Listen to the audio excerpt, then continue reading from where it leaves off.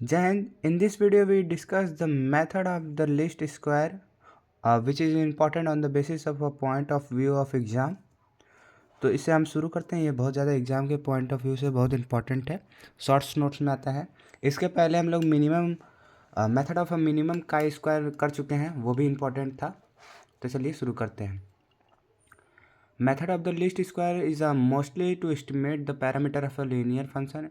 ये जो least square का मेथड है ये बहुत ज़्यादा यूज होता है किसमें, लीनियर फंक्शन को एस्टिमेट करने में, एस्टिमेट निकालने में एस्टिमेटर का यूज़ होता है ज़्यादा। तो चलिए शुरू करते हैं। Let us the population mean को हम लोग म्यू मान लिए हैं and it is a learn function of the parameter, जो कि फंक्शन ऑफ पैरामीटर किसका है, θ1 θ2 θ3 S1 S θk तक। जहाँ पर म्यू क्या है, म्यू जो है x1 θ1 plus x2 θ2 plus S1 xk θk का इसका सम है। जहाँ पर x1 x2 जो है और xk तक ये क्या है, कांस्टेंट है, ये वेरिएबल नहीं है। x समझ के हम लोग हमेशा वेरिएबल समझते हैं, लेकिन यहाँ पर क्या है, कांस्टेंट है। जी हाँ, ऐसे ही लिखना है, कोई इसमें चेंज नहीं कर सकते हैं। ये जनरल फॉर्म है इसका। ये सम है तो इसको हम लोग समेसन में भी लिख सकते हैं। कैसे, चलिए देखते हैं आगे। तो उसको समेसन में कैसे लिख सकते हैं, summation i goes from 1 to k X i theta i, जहाँ पर एक्स आई जो है वो नॉन कांस्टेंट है, जो हमको मालूम है कांस्टेंट है। चलिए अब इसको हम लोग मिनिमम करते हैं। जो मेथड ऑफ लीस्ट स्क्वायर है, वो लिस्ट स्क्वायर नाम पड़ा है क्योंकि हम लोग को उसको कम करना है, मिनिमम उसका एरर निकालना है। तो एरर इक्वल टू वैल्यू होता है summation of i goes from 1 to k Y i minus summation of X i theta i का whole square with the respect of a parameter theta.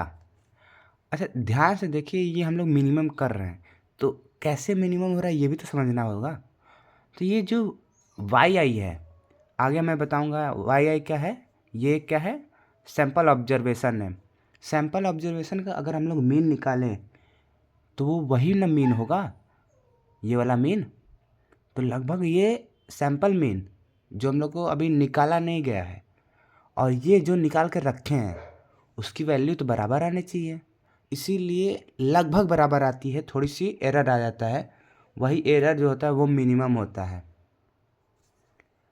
Y i is equal to Y i minus summation of X i theta i का whole square with the respect to parameter theta. Hence the method of the least square get its name from, जो ये method of the least square है, least square method जो पढ़ा है इसका नाम, वो कैसे नाम पड़ा है, उसके मिनिमाइजेशन से। किसके, sum of square the principle of a least square.